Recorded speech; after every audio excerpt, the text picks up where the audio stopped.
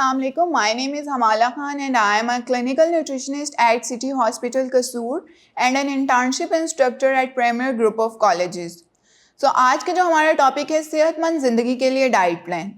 सबसे इम्पॉर्टेंट बात कि सेहतमंद ज़िंदगी है क्या और किन चीज़ों का असर हमारी हेल्दी लाइफ पर हो जाता है। तो इसमें सेहतमंद ज़िंदगी वो है जिसमें आप फिर बिल्कुल फ्री ऑफ डिजीज़ रहें और बीमारियों का असर जो है वो आप पर कम रहे।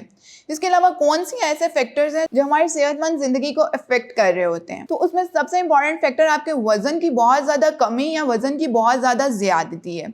इसके अलावा आपकी स्मोकिंग और एजिंग, इन तीन चीज़ों का असर बहुत ज़्यादा होता है आपकी हेल्दी लाइफ पर। अगर आप अपने वेट को हेल्दी रेंजेस में रखेंगे तो स्मोकिंग और एजिंग का इफेक्ट जो है वो भी कम हो जाता है। अच्छा, तो बात इसमें यह है कि हम अपने हेल्दी लाइफस्टाइल में ऐसी कौन सी चीज़ें इस्तेमाल करें कि हम बीमारियों से जो है वो बच सकें। इसमें बहुत सारे लोग जो हैं वो इन चीज़ों से कंसर्न रहते हैं कि बीमारियां जो हैं वो हमारे पास थोड़ी कम से कम आएँ, लेकिन वो अपने ईटिंग हैबिट्स और ईटिंग पैटर्न्स को ठीक नहीं करते। जब तक हम अपनी ईटिंग हैबिट्स को ठीक नहीं कर लेंगे, हम किसी किस्म की भी डाइट कर लें वो हम पर असर नहीं करेगी। तो ईटिंग हैबिट्स को ठीक करने का सबसे इम्पॉर्टेंट तरीका यह है कि आप अपने मील टाइमिंग्स को ठीक करें। बहुत सारे लोग ऐसे हैं जो दिन में नाश्ता कंज्यूम नहीं करते और पूरा दिन भूखा रहने के बाद 2 से 3 बजे के दरमियान अपना मील कंज्यूम कर रहे होते हैं। या बहुत से कॉलेज गोइंग स्टूडेंट्स और ऑफिस गोइंग फीमेल्स या मेल्स ऐसे हैं जो कि बहुत लाइट सा दूध या इस तरह का कोई नाश्ता करके ऑफिस चले जाते हैं और फिर 4 से 5 बजे अपना मील कंज्यूम कर रहे होते हैं, जिसमें वो एकदम से बहुत ज़्यादा खा लेते हैं। तो एकदम से जब हम बहुत ज़्यादा खा लेते हैं वो हमारे वेट गेन की तरफ चला जाता है और वो हमारी सबसे बुरी हैबिट है जिसको हमें इम्प्रूव करने की ज़रूरत है। अच्छा, बहुत सारे लोग ऐसे होते हैं जो कि अपना लंच जो है ना वो बहुत लेट कंज्यूम कर रहे होते हैं और अपने मील को उनके टाइम पर नहीं ले रहे होते।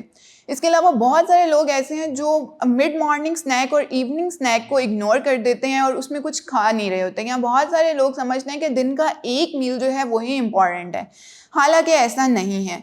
आपको अपने जो है तीनों मील्स पर फोकस करने की ज़रूरत है। आप एक अच्छा सा ब्रेकफास्ट लें, उसके बाद आप लंच को उसके टाइम पर कंज्यूम करें और डिनर को भी उसके टाइम पर कंज्यूम करें। इसके अलावा इसके दरमियान में जो 2 हेल्दी स्नैक्स आते हैं उनमें भी हेल्दी चीज़ें कंज्यूम करें ताकि आपका वेट जो है वो ना तो कम हो ना ही ज़्यादा हो और आप हेल्दी रेंजेस में रह सकें। अच्छा, इसमें बात ये आती है कि अब हम ऐसा क्या कंज्यूम करें कि हमारी जो वेट है वो मेंटेन रहे।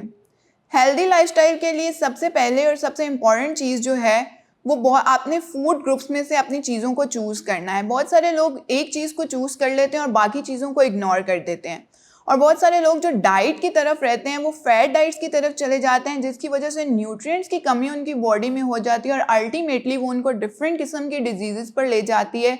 और बहुत सारी फीमेल्स जो 40 के बाद डायबिटीज़, हाइपरटेंशन, यूरिक एसिड या बोन पेन का शिकार हो जाती हैं।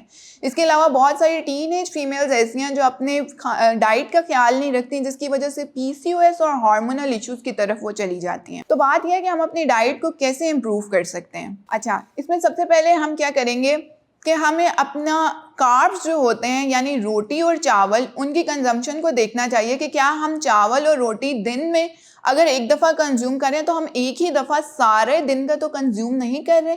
अगर ऐसा कर रहे हैं तो आपको चाहिए कि आप उसके पोर्शंस बनाकर उसको कंज्यूम करें। चावल और रोटी वेट लूज़ या वेट गेन में मना नहीं है, लेकिन इसको पोर्शंस में कंज्यूम करना बहुत इंपॉर्टेंट है। इसके बाद सवाल आता है दूध। बहुत सारे लोग दूध को इग्नोर कर देते हैं। अगर आप दूध को इग्नोर करते हैं तो अल्टीमेटली कहीं ना कहीं जाकर ये आपकी बोन पेन का रिस्क फैक्टर बढ़ा देते हैं और बोन पेन का मसला बहुत ज़्यादा फीमेल्स में देखा जाता है। तो इसलिए आपको चाहिए कि आप अपने डेली लाइफ में 1 से 2 ग्लास दूध को जो है ज़रूर शामिल करें, अगर अभी तक आपने दूध अपनी डेली लाइफ में शामिल नहीं किया। उसके बाद बात आती है सब्जियों की। बहुत सारी टीनेज गर्ल्स ऐसी हैं जो कि सब्जियाँ खाना पसंद नहीं करती और चिकन को प्रोटीन्स की फॉर्म में ले रही होती हैं, लेकिन आप अपने डाइट में सब्जियों का इस्तेमाल ज़रूर रखें। कच्ची या पकी हुई सब्जी ज़रूर कंज्यूम करते रहें क्योंकि ये आपके लिए बहुत ज़्यादा इंपॉर्टेंट है। जिन्होंने वेट लूज़ करना है वो इससे बहुत अच्छे तरीके से वेट लूज़ कर सकते हैं और जिन लोगों ने वेट गेन करना है वो इससे बहुत अच्छे किस्म के न्यूट्रिएंट्स हासिल कर सकते हैं। इसके अलावा पाकिस्तान में फलों का जो है वो बड़ा ज़्यादा सिस्टम है और फल जो है वो बड़े अच्छे अच्छे गर्मियों में आपके पास मौजूद होते हैं।